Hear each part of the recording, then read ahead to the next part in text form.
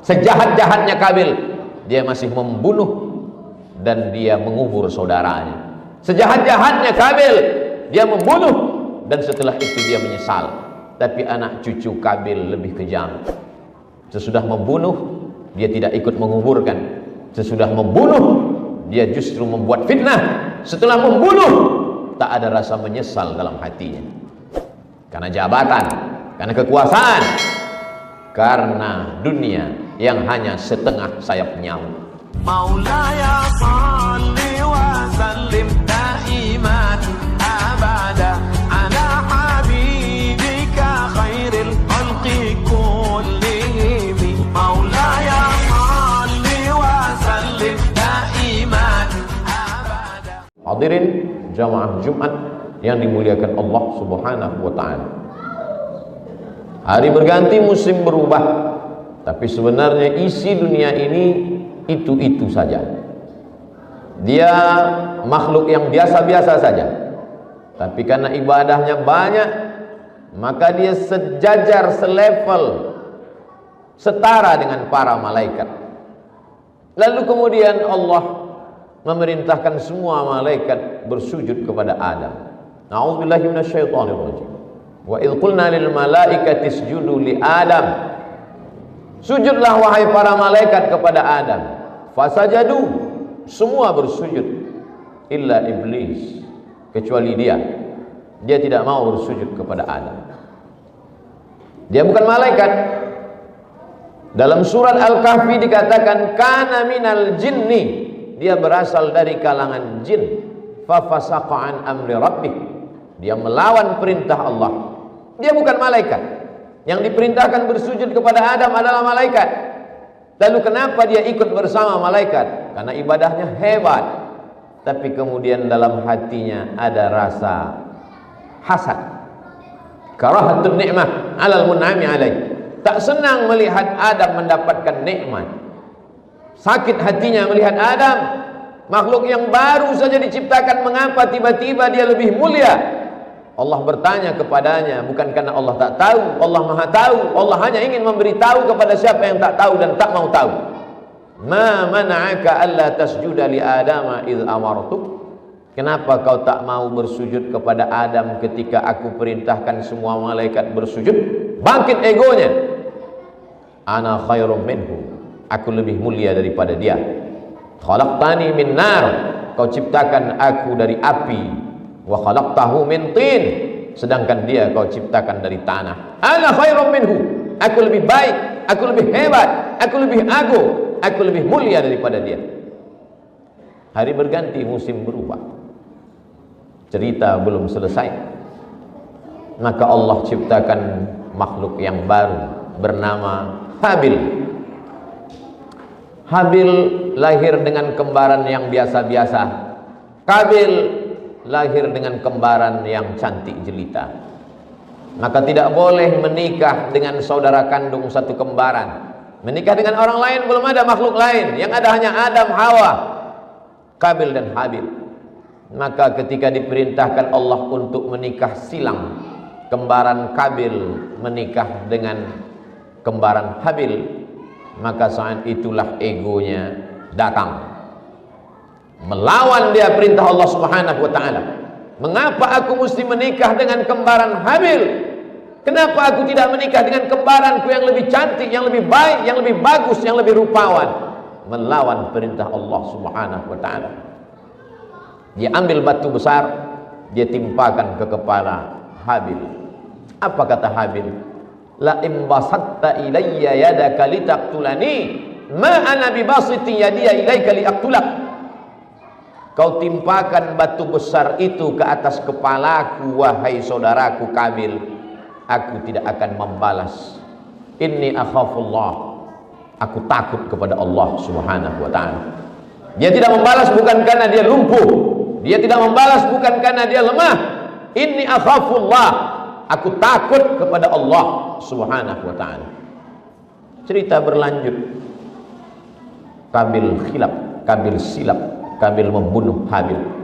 Setelah dia membunuh saudaranya itu, man qatala nafsan bighairi nafsin aw fasadin fil ardi faka'annama qatalan nasa jami'an. Maka sejak itu siapa saja yang membunuh di atas dunia ini, Qabil mendapat limpahan dosa jariah, karena dialah sumber inspirasi pembunuhan pertama kali, dan dia dianggap membunuh semua manusia.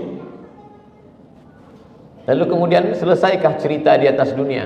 Tidak. Cerita itu berlanjut. Qabil sang pembunuh pertama itu ternyata merasa lemah. Dia tidak tahu bagaimana cara menanam, mengkebumikan Habil. Faba'athallahu ghuraban liyuriyahu kaifa yuwari sawata akhi. Allah kirimkan seekor burung gagak memberikan contoh bagaimana mengubur saudaranya. Qabil mengamati, oh begitu ternyata cara mengubur. Akhirnya dia pun menguburkan Habil, dan dia termasuk orang yang menyesal. Sejahat-jahatnya Qabil, dia masih membunuh dan dia mengubur saudaranya. Sejahat-jahatnya Qabil, dia membunuh dan setelah itu dia menyesal. Tapi anak cucu Qabil lebih kejam. Sesudah membunuh, dia tidak ikut menguburkan. Sesudah membunuh, dia justru membuat fitnah. Setelah membunuh, tak ada rasa menyesal dalam hatinya. Karena jabatan, karena kekuasaan, karena dunia yang hanya setengah sayap nyamuk. Dunia belum selesai. Dunia terus berlanjut dengan cerita-cerita yang baru. Hari berganti, musim berubah. Datanglah seorang laki-laki yang gagah perkasa. Semua dunia tunduk di bawah tapak kakinya. Dan dia berkata, Arabbun ghairi, adakah Tuhan selain aku? Sampai pada puncak kekuasaan dia berkata dalam hatinya, akulah Tuhan. Dan setelah itu dia bertanya, Arabbun ghairi, adakah Tuhan selain aku? Semua orang takut kepadanya. Semua orang bersimpuh sujud. Tak ada satupun makhluk yang berani menjawab, ada dia, Allah selain engkau. Yang berani hanya seorang laki-laki bernama Ibrahim alaihissalam. Untuk menyembah Tuhan yang besar bernama Namruz itu, maka dibuatlah patung-patung berhala sebagai perantara. Ibrahim alaihissalam walaupun sendiri dia gagah berani, karena dia merasa bersama dengan Allah. Semua makhluk kecil di hadapannya. Jika kau bersama dengan Allah, maka kebesaran Allah menghilangkan rasa takut dari dalam hati. Ketika penduduk kampung pergi memetik hasil kebun, Ibrahim alaihissalam menghancurkan berhala-berhala sembahan perantara antara rakyat dengan Tuhan Raja Namruz yang gagah perkasa itu. Setelah pulang mereka tahu, tanpa mencari orangnya mereka sudah tahu, karena memang kebenaran hanya dipegang satu orang. Mudah menuduh, mudah mencari fakta dan data, karena memang hanya satu yang berani berkata benar. Mereka tangkap Ibrahim, mereka tanya, mereka interogasi, "A'anta fa'alta hadza bi alihatina ya Ibrahim?" Engkaukah yang mudah melakukan ini kepada tuhan-tuhan kami, menghancurkan patung-patung kami, meluluhlantakkan berhala-berhala kami? Ibrahim dengan ringan menjawab, "Bal fa'alahu kabiruhum hadza." Yang melakukan ini bukan aku, yang melakukan ini patung yang paling besar. Ibrahim menggantungkan kampak di leher patung besar itu. Kata Ibrahim, "Fas'aluhu in kanu yantiqun." Kalau kalian tidak percaya, tanyalah patung-patung itu. Kalau memang mereka bisa menjawab. Ibrahim sedang menggunakan akalnya. Kalian sembah patung yang tak bernyawa, tak dapat berkata-kata, sedangkan membela dirinya saja dia tidak mampu, apalagi membela kalian. Menolak mudarat dari dirinya saja dia tidak sanggup, apalagi menolak mudarat dari kalian. Ternyata orang yang punya kekuatan itu otaknya lemah, fisiknya kuat, tapi otaknya tidak mampu menjawab argumentasi Ibrahim alaihissalam.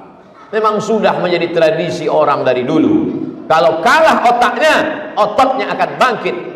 Mereka kumpulkan kayu-kayu kering, harriquhu, bakar dia. Karena kalau kita ajak berdebat, kita ajak menggunakan pikiran, kita tidak akan pernah menang. Inilah masanya kita pakai kekuasaan, kita pakai kekuatan kita, bakar dia, habisi dia, bunuh dia, supaya tenang kita di atas muka bumi ini. Mereka kumpulkan api, mereka bakar Ibrahim alaihissalam. Di situ datang pertolongan Allah. Apa kata Allah? Ya nar, wahai api, kuni bardan wa salaman, jadilah engkau sejuk dan selamat ala Ibrahim. Maka sifat api yang membakar berubah menjadi menyelamatkan. Mukjizat pertolongan itu datang di akhir cerita. Masa Kabil sudah selesai, masa Namrus sudah habis, tapi dunia masih mendatangkan cerita-cerita baru. Maka datanglah seorang yang membangun peradaban dunia, bahkan salah satu peninggalannya sampai hari ini menjadi salah satu keajaiban dunia. Lalu kemudian suatu malam dia bermimpi. Dalam mimpinya dia melihat anak kecil menarik mahkota dari kepala. Dia terbangun, dia tersentak, dia terkejut. Dia kumpulkan para pembisik penasehatnya. Hai para penasehat, malam tadi aku bermimpi ada anak kecil menarik mahkotaku. Apa takwil arti makna mimpiku ini? Kata penasehatnya, tahun ini lahir sesosok anak bayi dan dia akan merampas kekuasaanmu. Laki-laki itu bernama Fir'aun. Dia merampas kekuasaanmu, Fir'aun. Fir'aun ketakutan. Takut Fir'aun hanya 10%. Ketakutannya lebih gila setelah mendengar pembisik-pembisiknya. Ternyata Fir'aun yang gagah perkasa itu ketakutan bukan dengan sosok jasad tubuh manusia. Dia takut dengan mimpi melihat anak kecil. Melihat anak kecil dalam mimpi pun dia takut. Bayangkan ketakutan di ambang batas ketakutan manusia. Hari berganti, musim berubah. Apa yang dilakukan oleh Fir'aun? Semua anak-anak kecil yang dikhawatirkan akan menjadi orang besar, yang ditakutkan akan merampas kekuasaan, mengambil mahkotanya, bunuh. Yudzabbihuna abna'akum wa yastahyuna nisa'akum. Anak laki-laki potong, sembelih, bunuh, habisi. Anak perempuan biarkan, karena mereka tidak akan melawan. Tapi Allah punya cerita begitu indah. Wa auhayna ila ummi Musa, kami kirimkan pesan kepada ibu Musa, an ardi'i, susukan anakmu. Fa in khifti alaih, kalau kau takut anakmu itu akan disembelih, fa alqihi fil yammi, hanyutkan dia ke sungai Nil. La takhafi, jangan kau takut, wa la tahzani, jangan kau sedih, inna radduhu ilaik, nanti kami akan kembalikan dia kepada engkau, wa ja'iluhu minal mursalin, kami jadikan dia salah satu dari nabi-nabi dan rasul-rasul yang kami utus. Apa yang terjadi kepada Musa alaihissalam? Musa selamat. Dipukulkannya tongkatnya kataudil azim, dua sisi sungai Nil menjadi bukit yang besar. Lewatlah 600.000 orang Palestina menuju bumi yang dijanjikan Allah Subhanahu wa taala. Ketika itu apa yang terjadi pada Fir'aun? Falamma adrakahul gharaku, tenggelam dia. Di saat tenggelam itulah baru dia tersadar. Barulah dia tahu dan dia mengaku amantu bi Rabbi Musa wa Harun. Aku beriman dengan Tuhan yang ditembah oleh Nabi Musa dan Harun. Tapi saat itu penyesalan tak lagi bermakna. Innallaha la yaqbalu taubatal abdi. Allah hanya menerima taubat seorang hamba. Innallaha yaqbalu taubatal abdi. Allah hanya menerima taubat seorang hamba qabla an yugharghir, sebelum gharah-gharah. Kalau sudah gharah-gharah, nyawa di tenggorokan, tertutuplah pintu taubat kepada Allah Subhanahu wa taala. Fir'aun hanya takut pada mimpinya, tapi orang zaman modern lebih gila. Dia takut pada mimpi orang lain. Orang lain pun tidak boleh bermimpi. Mimpi pun dilarang. Aneh bin ajaib. Tapi memang begitulah manusia. Selesaikah cerita dunia? Belum. Hari berganti, musim berubah.